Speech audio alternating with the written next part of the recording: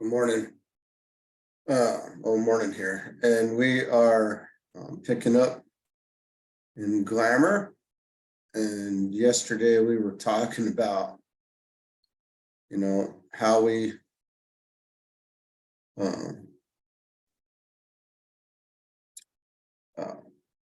latch onto our freedom.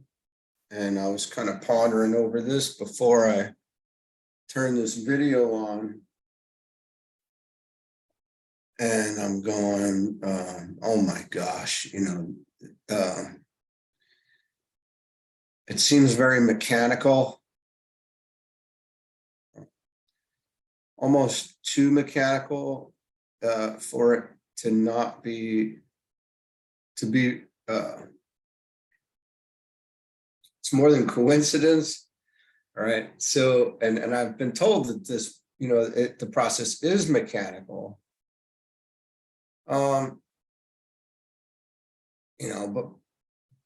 But because we have not, gotten to whatever levels that can be understood at, it still makes this quite curious, a quite curious event. Because as I read it, I'm going, this is exactly not just the experience that,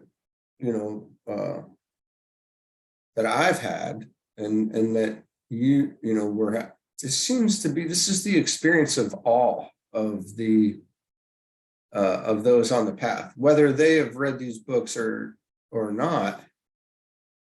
If they were to read them now, even after having attained whatever levels, and they were to read this, I think they would all agree that this is the way it unfolded in their life. So what does that mean for this material? It's astounding. It's astounding material.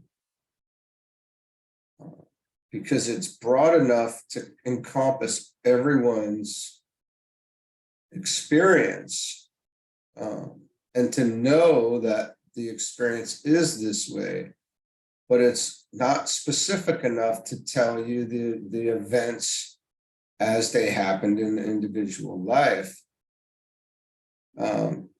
Because ultimately that's not how that doesn't matter.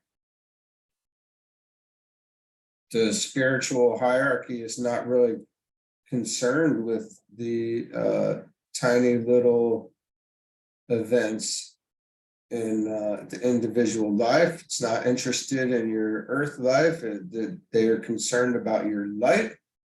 They're concerned with your ability to walk in the light and be able to handle more and your use to them, essentially. And we have to make ourselves useful.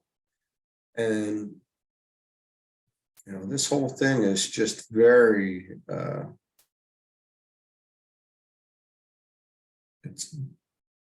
it's really the need to get to the position of the observer, in my opinion, which shouldn't mean much of anything, but in our own experience,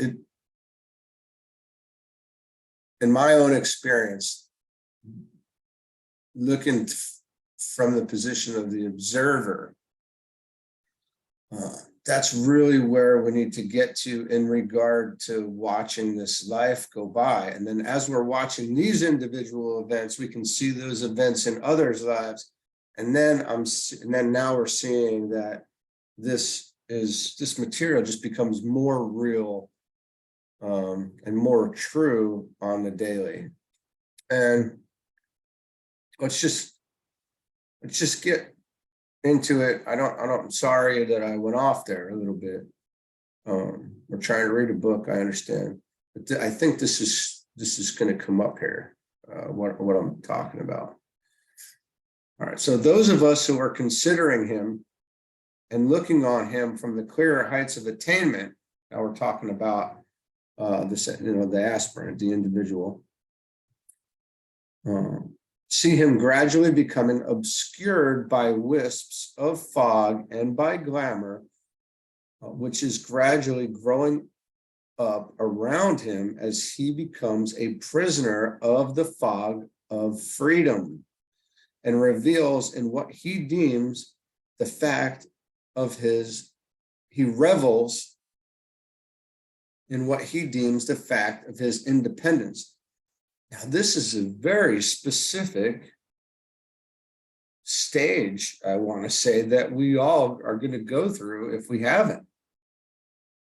Which, if we're into this books by now, surely that, my guess, if I had to guess, we would be past this point, because we were recognizing more of the unity of this thing at this point. But in my mind, even though I'm remembering these things in the eternal now, in this instant, I do remember this being prisoner of the fog of freedom and reveling in my own independence, and really just, walking, King Kong in my way around, not really thinking or caring what anybody else thought.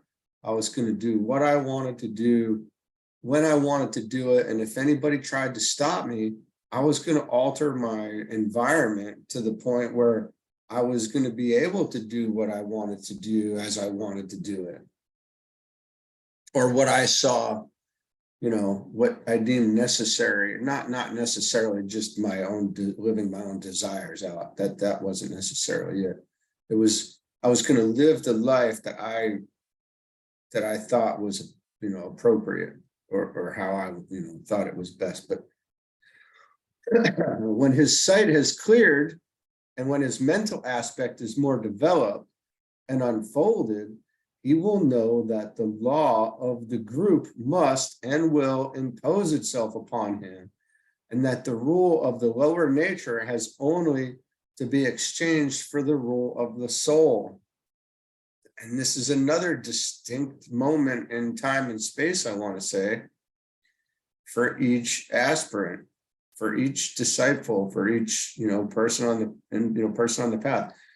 This is group rule and works under the law of the group. He has struggled out of the mass of seekers of the road onto the road itself. He is therefore ahead of the masses, but he is not alone, even if he thinks that he is. And these are all like checkpoints, I want to say, as we're going. Even this, finding it, realizing that you're not alone, and then seeing who's, potentially then seeing others who are on the road. He will discover. All right, let's say, this is funny. DK always does this. He will discover many others who are traveling the same way with him, and their numbers will steadily increase as he progresses. The rule of interplay of travel and of group recognition and work and increase, and work and service will impose themselves upon him until he finds that he is a member of the new group of world servers, working under the conditions which are the rules governing their activities. So also another checkpoint. Now we're just hitting these. You can almost put this in bullet format.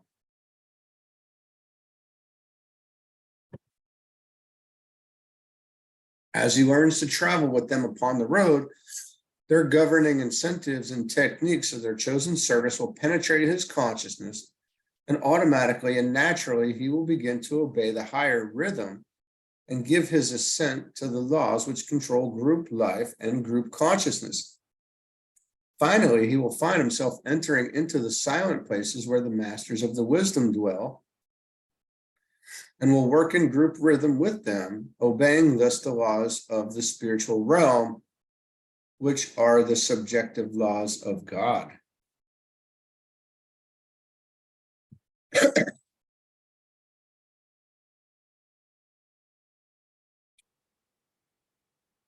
All right, so that was the paragraph here to kick this off.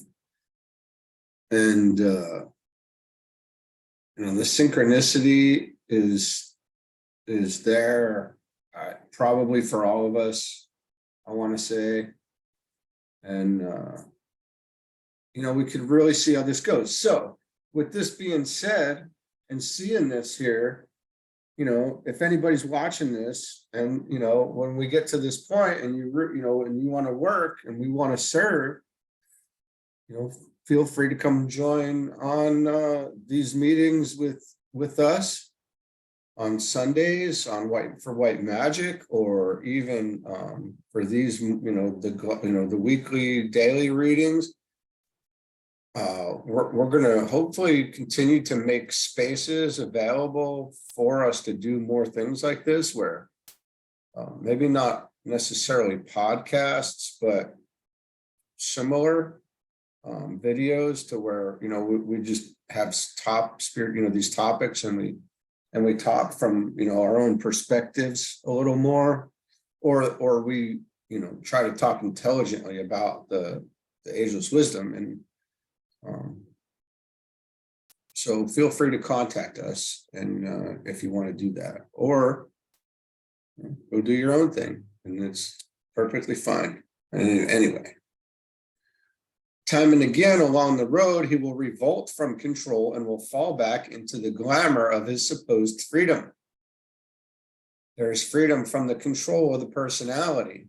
There is freedom from the control of personalities. And I think I said this before we even started reading here, but there is never any freedom from the law of service, and from the constant interplay between man and soul and soul. To stand really free is to stand in the clear, unimpeded light of the soul, which is basically an intrinsically group consciousness.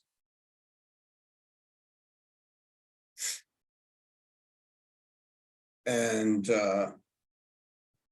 let's just keep going. I think probably what I was just thinking is going to come up. Therefore, when one of you is beset by uncertainty and unrest, desiring and demanding to walk free, and that no authority be imposed upon you, see that you are not submitting to the glamour of a desire to be freed from your group impacts, and make sure that you are not seeking, as a sensitive soul, a way of escape. And I see I'm going to stumble on my words here, but being that he says this, alludes to the fact that this is also something that's going to come up. And I want to say that is also, this was my experience. I did want to break free from everything, all imposed, anything that was in my way. I wanted to escape at some point from the whole thing. And then, that energy began to relax and calm, and this is an energetic thing, and that makes a lot of sense. That these initial, higher energies come in, and then it takes a while for them to be assimilated or grounded, if you will. And there's periods of change in that, and disruption in that, and this is probably how it plays out in the lower reflections of these things.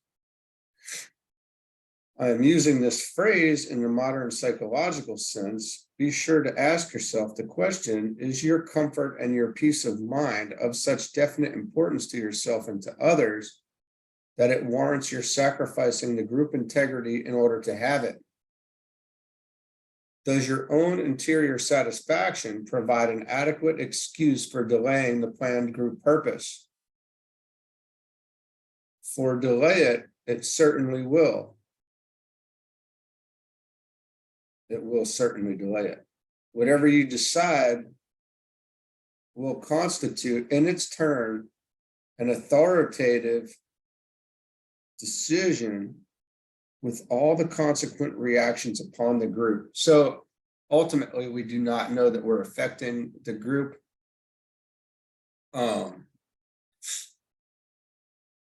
Learning the rules of the road are, is important. Allowing these things to sink in is important. This is a really important book now, as far as I've read it before, and I said before, I was like, this is an amazing book, and this is really important. This is critical teachings, and then as I'm reading it now, it's becoming even that much more critical. Because as servers, and somebody, we all probably were, wanting to serve anyway, and it was built into us in some form or fashion to be servants.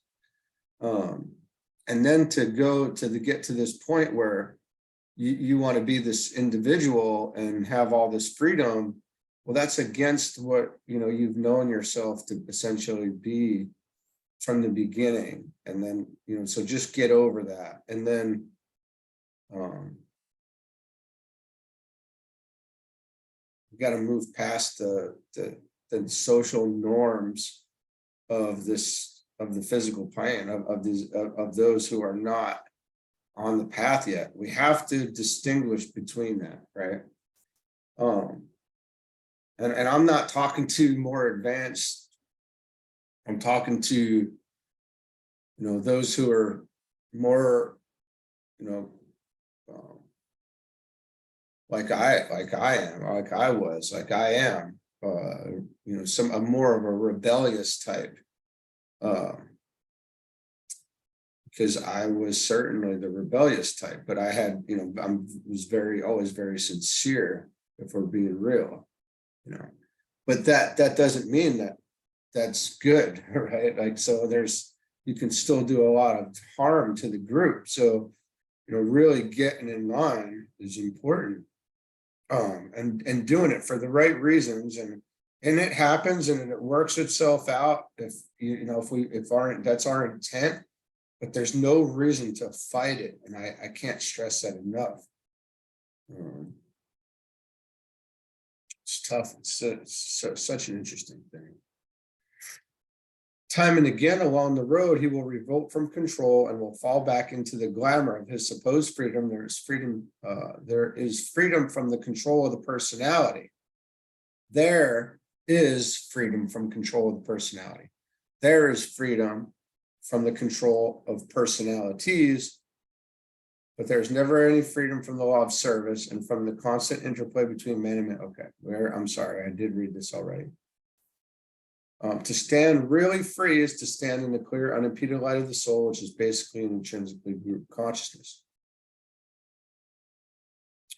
Therefore, when one of you is beset by uncertainty and unrest, desiring and demanding to walk free, and that no authority be imposed on you, see that you're not submitting to the glamour of desire to be freed from your group impacts, and make sure that you are not seeking, as a sensitive soul, a way to escape. I'm using this phrase in modern psychological sense. Be sure to ask yourself the question, is your comfort and peace of mind of such definite importance to yourself and to others that it warrants your sacrificing the group integrity in order to have it? Does your own interior satisfaction provide an adequate excuse for delaying the group purpose, for delay it at will? Whatever you decide will constitute in its turn an authoritative decision with all the consequent reactions upon the group. What is this occult obedience, my brothers, about which we hear so much? Okay, so he's about to explain this much better than I can. Thank goodness. Not what many occult groups make it out to be. It is not the control of an external organization dedicated to so-called occult work. It is not the imposed conditions of any teacher of any rank. It is not the exchange of the prison of one set of ideas for those of another set with perhaps a larger range or import. A prison is a prison, whether it is a tiny cell or an isolated island of vast extent from which escape is impossible. The authority to which we, the teachers on the inner side, respond is twofold in nature, and to it you are just beginning as units in a group to respond. To what do you respond? One, to the slowly emerging realization of the light beyond, using that phrase as a symbol. Okay. This light is different in its appeal to the individual, yet it is one light. But its recognition reveals new laws, new responsibilities, new duties and obligations, and new relations to others. These constitute an authoritative control. None can escape this authority, but can disobey it in time and space and for a temporary period. Oh boy. What can I say about that? What do I want to say about that?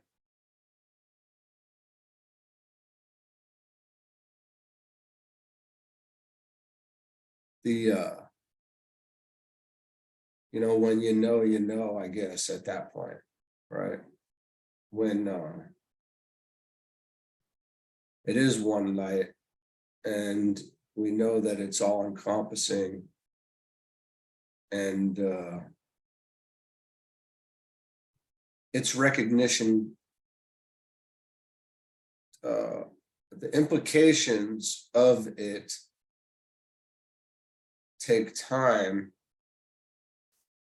to be understood in order for it to be, in order for us to be more consciously aware of these things. It takes time for the implications to become known. It's obvious that it holds new laws, responsibilities, duties, and obligations. Those things just have to be drawn out of us in recognition of the light that we know. And this, and we know this is not a question, right? Like this is beyond that. This is beyond speculation. This is the light. This is what's real. If there's anything real, that's what is real, right? So there's that. And we know this. So it's a matter of getting in line with what you already and what we already know. That's the process.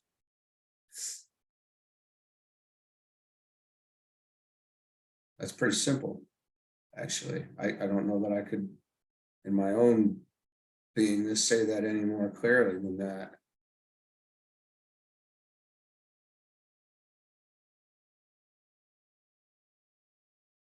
And then there's a process to this. That light doesn't go anywhere. That's not something that ever is not, right? We know it to be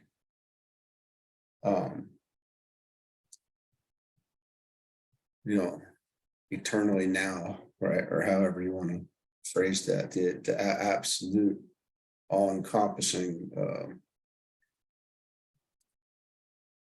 maybe infinitude or something. All right, let's keep going here. To the authority of the rules of the road, which are imposed upon one as one passes from the path of probation onto the path of discipleship. Yet it is one road. On this narrow razor-edged path, one learns to walk with discipline and discretion, and with the desirelessness which one experiences in unison with one's fellow disciples. There's a lot of comfort in knowing that there are others of us out there going through, that have gone through these things, that are going through these things, that are walking these things with us right at this moment, who are, at whatever, whatever stage we're at, or however, it's very comforting to know we've all been here or will be here, and in that, and what else do we need, right?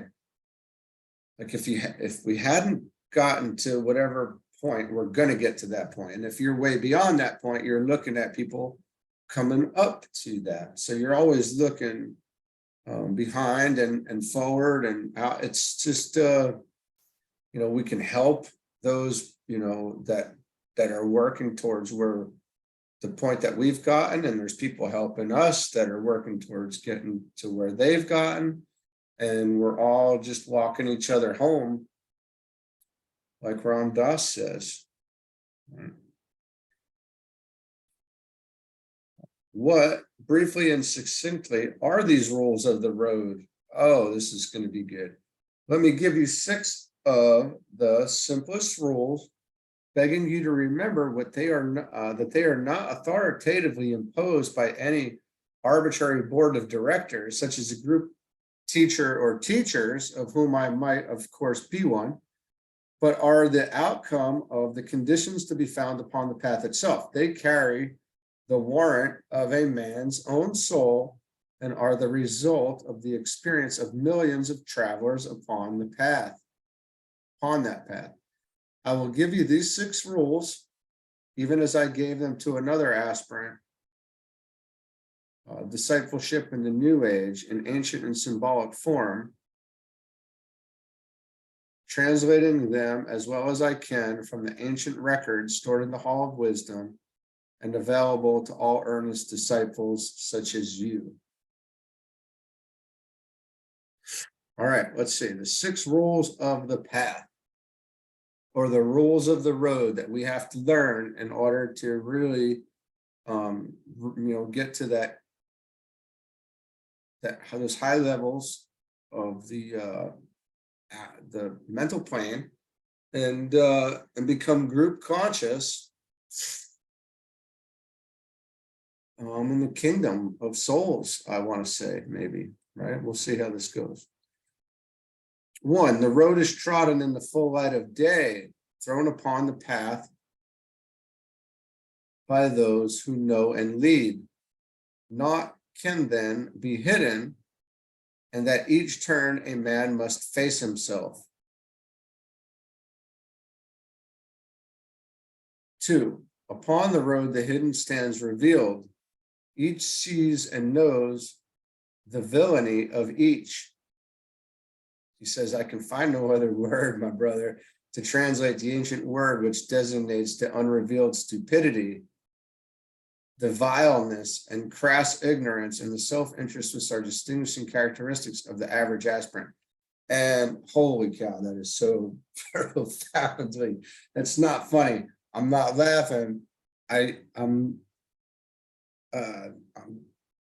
This is unbelievable, because it's true, and I know it to be true because I've experienced on my own vileness and crass ignorance, and I felt absolutely foolish. And then, we find out that is freaking real, dude. When you thought you should have been more careful, or you shouldn't have, yeah, that's true. Yeah, everybody knows. Like it's known. When you're going down the wrong road, it's immediately known, and it's registered by the group. So I think I'm going to leave that there. I don't know any more than that either, but I can tell you I find this to be true. I can find no other words which designate the unrevealed stupidity, the vileness and crass ignorance, the self-interest, which are distinguishing characteristics of the average aspirant. And yet there is, with that great revelation, no turning back, no spurning of each other, and no shakiness upon the road. That road goes forward into day. We will be kicked back onto the road, picked up, pushed. We will be pushed along. We will be picked up. We will be disciplined. And maybe not in the ways that we have can foresee those things like that. And we do keep moving.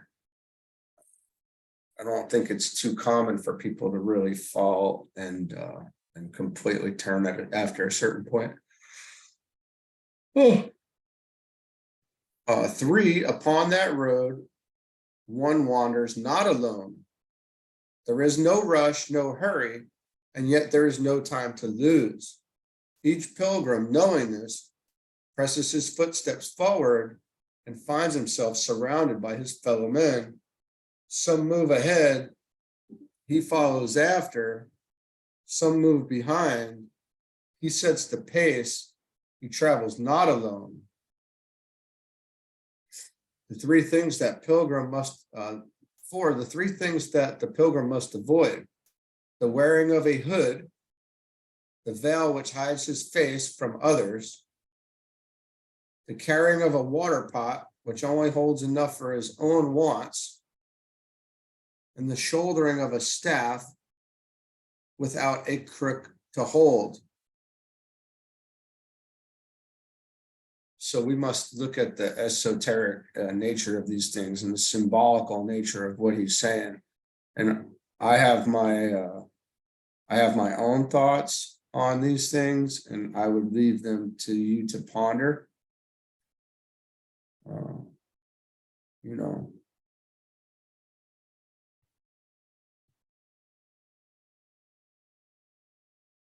It's pretty common sense. If you're listening to this, I assume that you already, we got it. The shouldering of a crook without a staff without a crook to hold is it's interesting. It's interesting things. 5, each pilgrim on the road must carry with him what he needs: a pot of fire to warm his fellow men, a lamp to cast its rays upon the heart and to show his fellow men the nature of his hidden life, a purse of gold, which he scatters not upon the road, but shares with others, a sealed vase, wherein he carries all his aspiration to cast before the feet of him who waits to greet him at the gate, a sealed vase.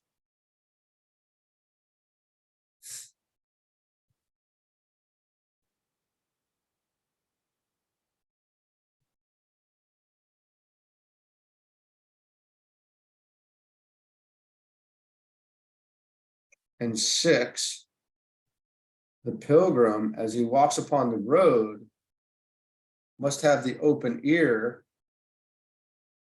the giving hand, the silent tongue, the chastened heart, the golden voice, the rapid foot, and the open eye which sees the light. He knows he travels not alone.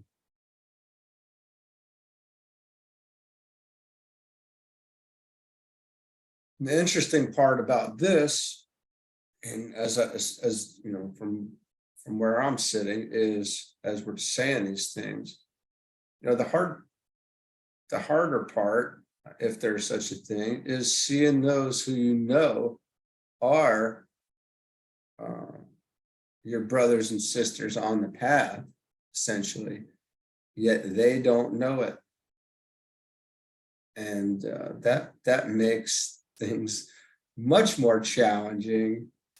And even though you've probably dropped many hints in their laps, you planted tons of seeds, maybe there is we see these glimpses of growth and hope, and yet it's incredibly slow, and you really, would love to,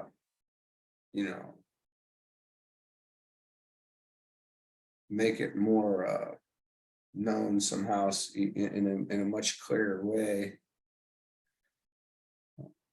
But that's, we know that that's not really the case, right? And then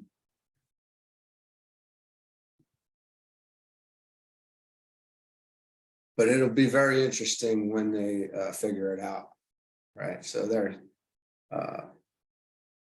there's that. When they can come to you, when somebody may come to you and say, hey, you known this whole time, I imagine that's got to be a pretty comical, cosmic comedy there for a minute, cosmically comedic or something for a minute, because it's like you watch the light bulb go on, and it's like, well, how long have you known?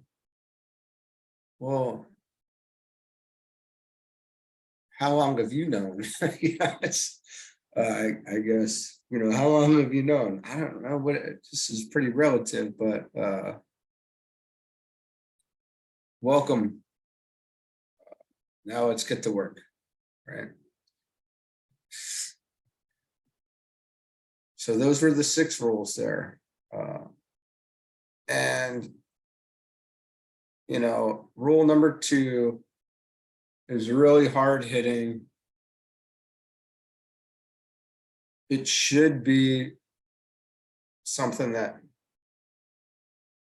the knowledge of this rule the knowledge of this should be enough to kick us back in line. And it's not about, it's just that we're wrong. There's so much implied in this. There's so much energy implied in this. And yeah, this unrevealed stupidity, this vileness and crass ignorance, these things are all very real. It's all very energetic, and it's lingering glamours, and it's lingering illusion, and more, lingering desires that maybe we hadn't felt, we had fulfilled enough to let go of for whatever reason. So but we need to know that the path stands revealed. You're essentially being watched, maybe not in the way visually that we think, but it's revealed. There's no secrets, and that's biblical anyway, as well, isn't it? All things will be revealed, and they are. So okay, we're doing pretty good here. The illusion of power is perhaps one of the first and most serious tests which comes to an aspirant. It is also one of the best examples of this great mistake, and I therefore bring it to your attention as being one against which I beg you most carefully to guard yourself. It is rare indeed for any disciple to escape the effects of this error of illusion, for it is, curiously, based upon right success and right motive, hence the specious nature of the problem. It might be expressed thus. An aspirant succeeds in contacting his soul or ego through right effort, through meditation, good intention, and correct technique, plus the desire to serve and to love, he achieves alignment. He becomes then aware of the results of his successful work. His mind is illumined, A sense of power flows through his vehicles. He is, temporarily at least, made aware of the plan, the need of the world, and the capacity of the soul to meet that need flood his consciousness. His dedication, consecration, and right purpose enhance the directed inflow of spiritual energy. He knows, he loves, he seeks to serve, and does all three more or less successfully. The result of all this is that he becomes more engrossed with the sense of power and with the part he is to play in aiding humanity than he is with the realization of a due and proper sense of proportion and of spiritual values. He overestimates his experience and himself. Instead of redoubling his efforts and thus establishing a closer contact with the kingdom of souls and loving all beings more deeply, he begins to call attention to himself, to the mission he is to develop, and to the confidence that the master and even the planetary logos apparently have in him. He talks about himself, he gestures and attracts notice, demanding recognition. As he does so, his alignment is steadily impaired. His contact lessens, and he joins the ranks of the many who have succumbed to the illusion of sensed power. This form of illusion is becoming increasingly prevalent among disciples and those who have taken the first two initiations. There are today many people in the world who have taken the first initiation in a previous life.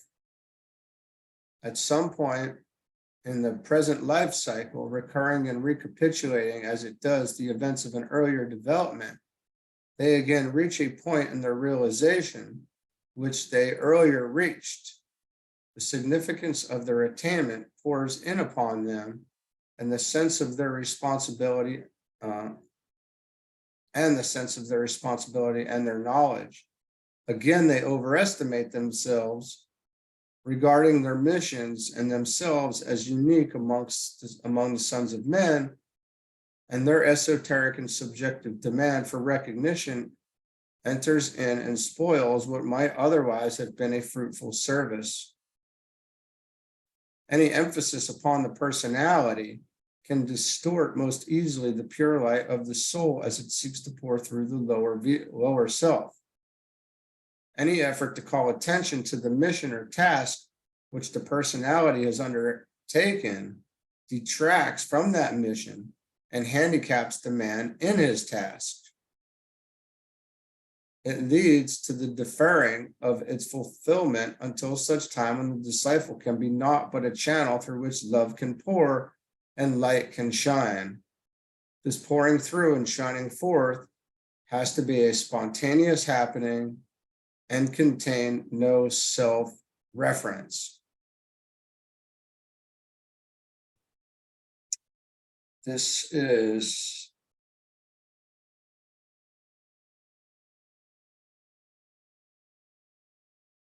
something that we all need to be aware of if we have not already experienced that in ourselves,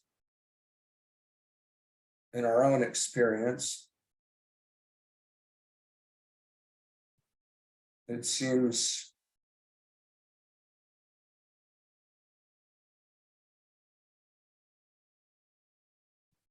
almost common sense. It seems like this is a common thing where, there's this spiritual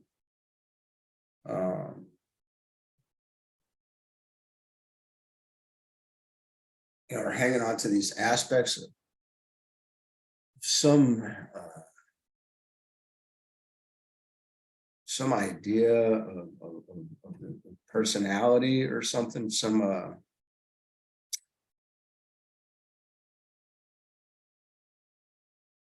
self-image that we might have of ourselves, and some self-import, right? That is not, it's not real. It's an illusion. It's a glamour, or I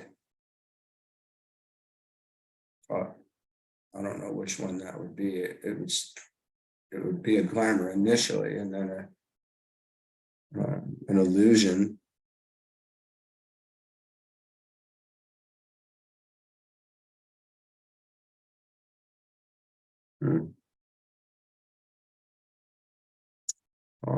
These two illustrations of glamour and of illusion will show you not only the subtlety of the problem, but also the urgent need for its recognition. There are today so many manifesting these two qualities of the lower nature. Yeah, so there you go. That seems very real. You know, the illusion of power is a great mistake. The self power, right? Because what's the, you know, we're, you know, there's no I in team, right? And that's really it's really the same and true here in this scenario. So that should be good for today. Give us lots to ponder on. We got these rules of the road that we need to really consider, and you know, you wish you could hit people over the head with that. You know, you wish you could hit yourself over the head with them, and then it be done with. But you know, the implications must be brought out in experience, and hopefully with the advice or previous experience of those who walked the path before us, we can avoid some of these pitfalls on the path.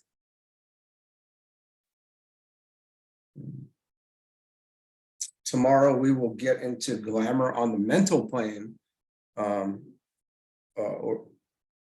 / illusion, right, as we know it. And that's going to be very interesting. So, all right. Have a great day, and we'll get back at this. Such an amazing study here. Really critical. All right. Thanks. Have a good one.